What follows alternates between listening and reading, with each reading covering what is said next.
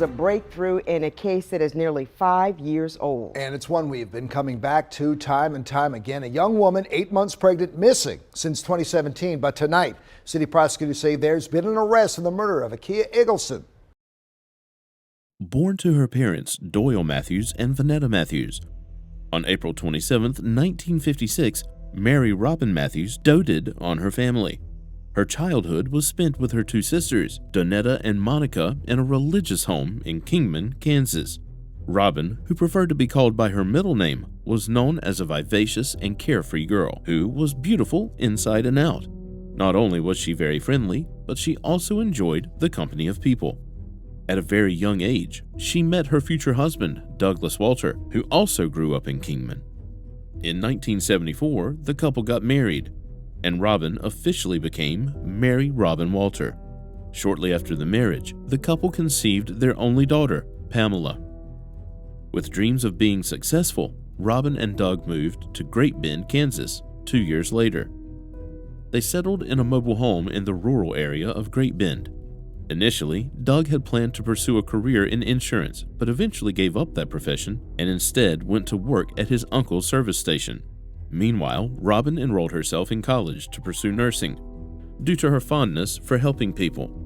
Along with her studies, she also took up a job at the Great Bend Manor Hospital. For 4 years after moving to Great Bend, Robin was enjoying life at ease. On one side, Robin was raising her daughter alongside her husband Doug, who was exceptionally supportive.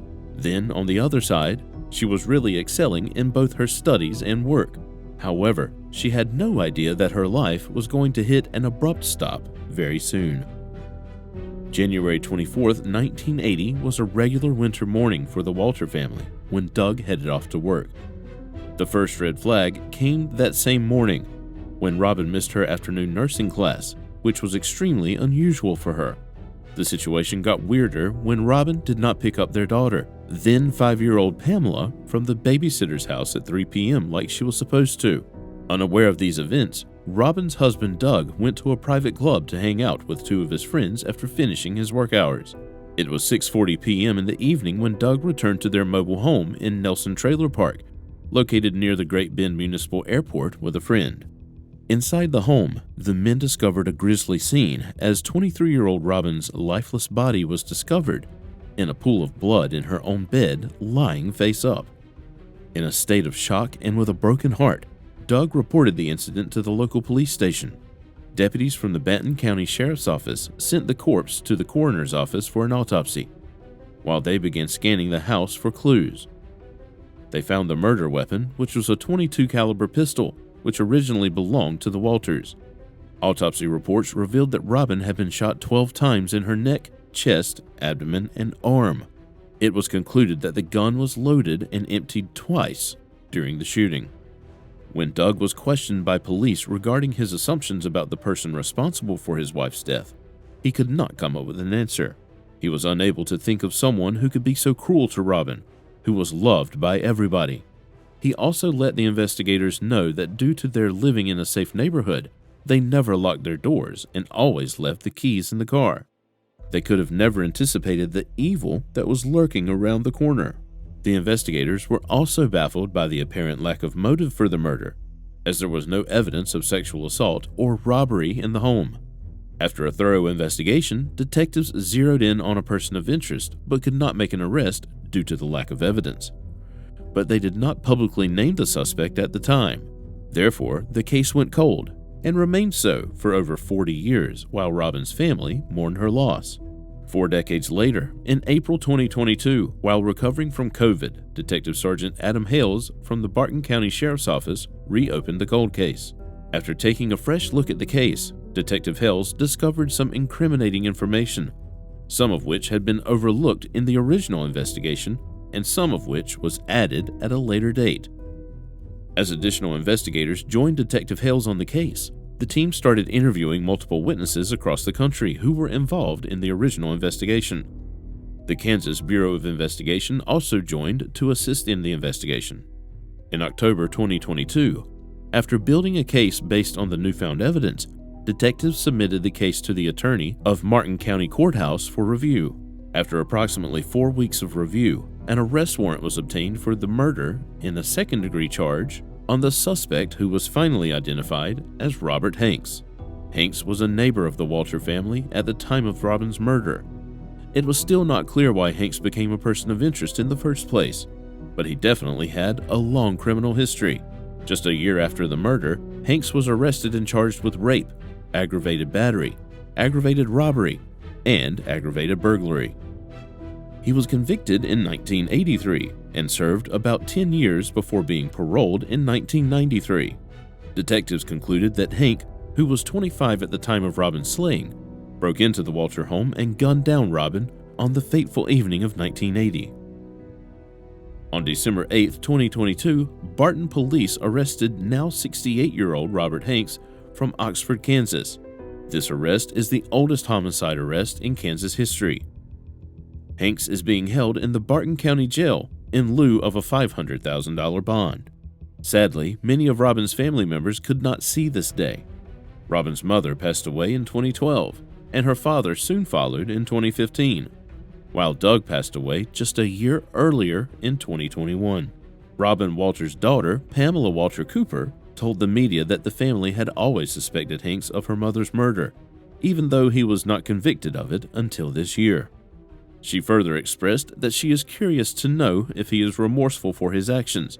However, even if that is not the case, she personally had forgiven him a long time ago. Akia Shanta Eggleston was born on September 6, 1994 in Baltimore, Maryland, and grew up in the same place. Her single mother, Latina Wilkinson, raised her alone until her stepfather, Sean Wilkinson, stepped in. As her biological father was missing from her life, Akia soon became close with her stepfather, who worked at the Department of Labor. The oldest of her siblings, Akia was known as sweet, bubbly, and feisty. Her young age never stopped her from putting others before herself. Not only was she a great friend to everybody who knew her, but she was always there for the people she cared for. She was described by her stepfather as someone whom everyone loved and was excited to meet. Despite her small stature, she always participated in different activities, and dancing and singing were at the top of the list. She absolutely loved and put all her energy into dancing and entertaining people. Her happiness seemed to have faded away in 2012 when Akia's mother passed away from cancer when Akia was only 17. Having a close bond with her mother, Akia felt lonely after her demise, prompting her to be rebellious against her stepfather. However, over the years, she picked up the pieces of her broken heart and learned to cope with her loss. Her stepfather, whom Akia considered her own father, was there for her through all of this. At the age of 20, Akia gave birth to a beautiful daughter. Despite being so young, she was a great mother to her child. Even though the child's father wasn't in the picture, she took all the responsibility as a single mother. She was always seen playing, dancing, and goofing around with her daughter. In 2017, at the age of 22, Akia became pregnant again, and this time with a boy. Weirdly enough, she decided to hide the identity of the unborn baby's father from her family. Nonetheless, Akia was thrilled to have her second baby. However, the pregnancy was not easy for her. The pregnancy was considered high risk due to her baby lying in a breech position inside her womb. While her due date was in June 2017, by May, 8-month pregnant Akia could barely walk. She was on bed rest and under the surveillance of the doctors at a Baltimore area hospital, where she sought medical help on a regular basis to monitor the pregnancy. Despite these difficulties, she did not want to be a burden on her family and lived in a shared apartment at 606 Cherry Crest Road in the Cherry Hill section of Baltimore. To celebrate the pregnancy, before her difficult delivery, Akia, along with her family, planned a baby shower that was scheduled for May 7th. For months, Akia planned for this event and had even put down a $900 deposit. The last update before her baby shower and gender reveal party her family had was on May 3rd. Akia was planning to get her hair done on that Friday, and she was supposed to pick out her and her daughter's dress. As expected, she was really looking forward to the party. On the scheduled date of May 7th, while friends and family gathered for the party, Akia was nowhere to be seen. Her family began to get concerned when she did not arrive even after 2 hours. Fearing that there might be a medical emergency, Akia's family went to her apartment to check on her. Unfortunately, she was not there either.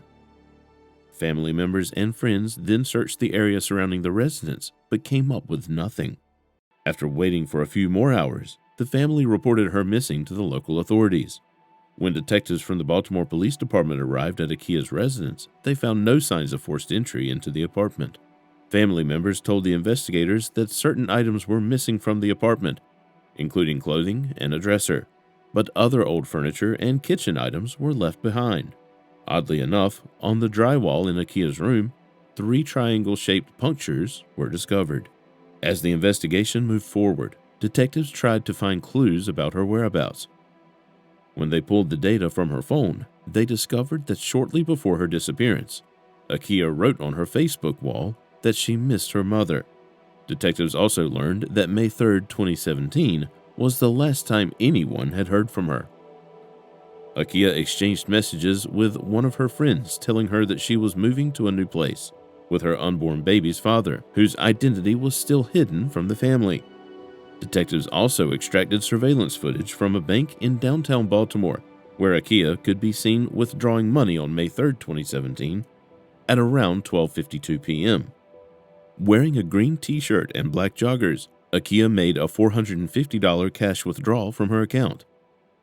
Based on a message on Akia's phone, detectives theorized that the money was for the down payment of her new place. This was the last time when the expectant mother was seen alive. Following these clues from the initial phase of the investigation, detectives were not considering the theory that Akia was in any kind of danger. Instead, they believed that she moved away on her own. Yet, Akia's family was adamant that there was something wrong, as they were sure she would never abandon her daughter like that. The family further insisted that with her pregnancy, it was practically impossible for her to move the furniture alone. However, authorities failed to find anyone that helped her with the process. Authorities also put out an alert to local hospitals as Akia, who would have needed the help of doctors to deliver her son due to her high-risk pregnancy, but no such cases were ever reported, leading Akia's whereabouts to remain a mystery. As time passed, detectives started to consider the possibility of foul play. Detectives questioned many people, including her friends and family, but no leads were found. The unborn baby's father, who was supposed to move in with Akia, was also interviewed. However, the police neither revealed his identity nor declared him a suspect. Akia's family held a vigil for her approximately 6 months after her disappearance, outside of her former apartment. As they were cleaning up, a friend spotted a bank card belonging to Akia underneath the brushes near the front door.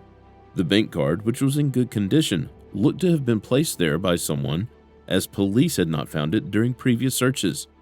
Although police collected the card as evidence, no new clues could be extracted from it. Over the years, multiple search attempts had been conducted for Akia's remains in several places in Baltimore, but to no avail. The suspicious circumstances of her disappearance had garnered national attention from various media outlets, but none led to any evidence. In November 2017, a reward of $25,000 was also announced for any information regarding the missing mother, but eventually, this also failed to provide any answer. The case would remain cold for 5 years until a review of the cold case cracked the mystery wide open. With the help of interviews, social media messages, and financial and telephone records, the Baltimore Cold Case Review Team was finally able to construct a timeline regarding her disappearance, which eventually led them to a suspect, Michael Robertson, none other than the father of Akia's unborn son. Akia had met Robertson as a young child in 1990 when his grandmother babysat her. They reconnected years later at the birthday party of a mutual friend in 2016 and began dating shortly thereafter. However, Robertson, who was 35 years old at the time, was also involved in a relationship at the time with another 22-year-old woman with whom he had 2 children. After he got Akia pregnant, he got evicted from the apartment he shared with the mother of his 2 children. Just prior to her death, Akia had told several friends that she was planning to move in with her child's father while keeping his identity hidden. It was discovered that Robertson lied about wanting to move into a new place together, sending her a picture of a property. Police later questioned the property owners and discovered that they were never contacted by Robertson. Detectives also discovered that an argument had taken place between Robertson and his other mistress, who he had children with, the night before Akia's disappearance, and cell phone records show that Robertson was the last person with Akia. Yet he lied about his last meeting with Akia and changed his story several times during the police interviews. But at the time, investigators did not have enough to hold him accountable. Additionally, investigators learned about the internet search history of Robertson's. He had conducted internet searches about trash pickup, dumpsters, and landfills in Baltimore 18 times prior to Akia's disappearance. This information suggested that Robertson disposed of Akia's remains in a dumpster around Baltimore. But even after extensive searches, Akia's body was never located. On February 1st, 2022, a now 41-year-old Michael Robertson was arrested and taken into custody. He was charged with 2 first-degree murders of Akia and her unborn son. If convicted, he could face the maximum penalty of 2 life sentences. On the early morning of July 17, 2007, at about 1:20 a.m., the Hillsborough County Sheriff's Department received a chilling 911 call. The call surmised a landlord confessing about a fatal altercation with his tenant. When deputies arrived at the Nature's Trail mobile home park, they were greeted by a bloody crime scene. The park was located off Morris Bridge Road at Thonotosassa in Hillsborough County, Florida.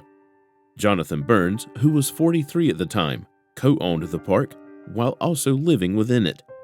He repeated the story to the deputies of how he got into an altercation with his female tenant, which led to her tragic death.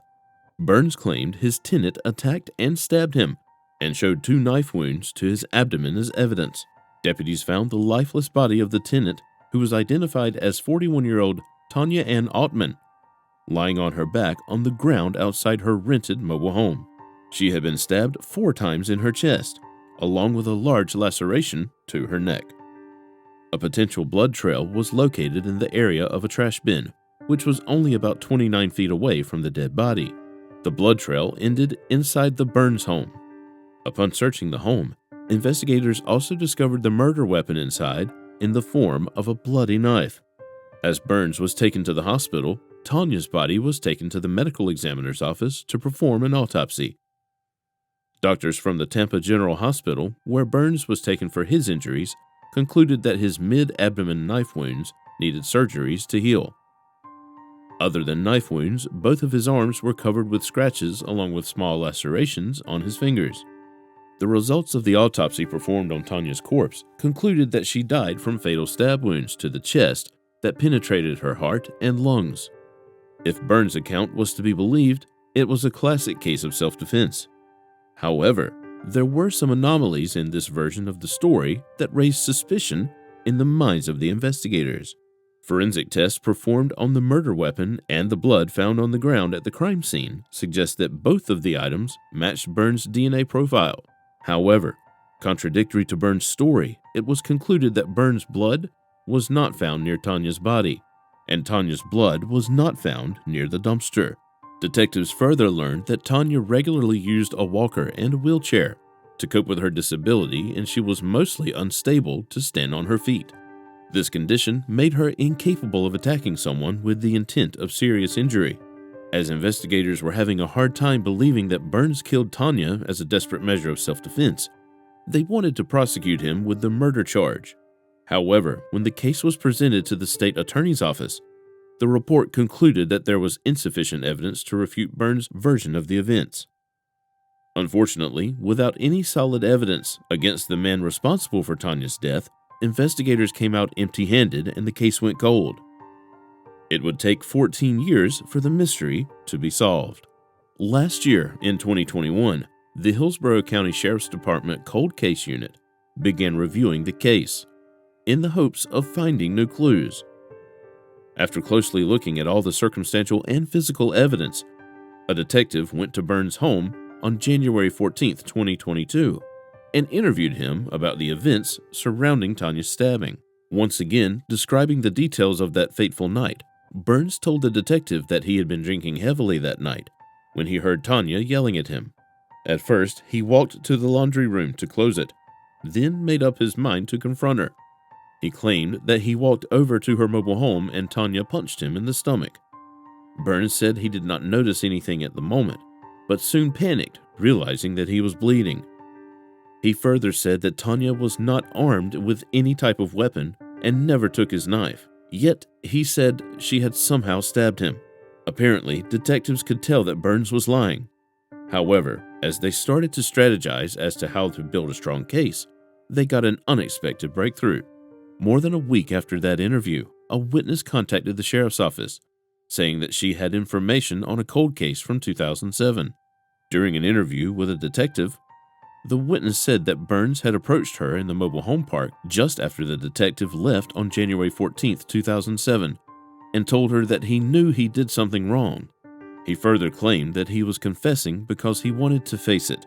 The witness also said that Burns told her he knew Tanya was disabled at the time of her demise. The witness said Burns provided her with a signed letter containing the details of the incident, which she passed on to the detective. Just 2 days later, the police department reviewed one more call from the witness. The witness said that this time, Burns had approached her and told her he wrote the letter in an attempt to prove that he was acting in self-defense, as he figured he would get less time for a self-defense case rather than a first-degree murder. However, the witness also shared that Burns told her that he did not regret killing Tanya, as she only got what she deserved, indicating a hatred towards the deceased woman. On January 28, 2022, the witness gave the detectives a second statement, allegedly written and signed by Burns, but it contradicted the first statement. There were many discrepancies between what was contained in the letter and what he was telling the witness verbally too. In February 2022, the witness contacted the detective yet again and said that Burns had given her yet another statement after she confronted him with the contradictions between the letter and his verbal account. During the confrontation, the witness's son was also present at the scene, and they both asked Burns how he was stabbed. Burns confessed to the witnesses that he noticed Tanya while walking to the laundry room. Intending serious harm, he returned home to get his knife before walking over to talk to her. Burns said an argument led to them fighting over the knife, and when Tanya tried to go home, he stabbed her several times and cut her throat. He then stabbed himself in the stomach after the incident to frame a self-defense scenario. Burns went on to provide the witness with a third written statement, saying it contained the truth.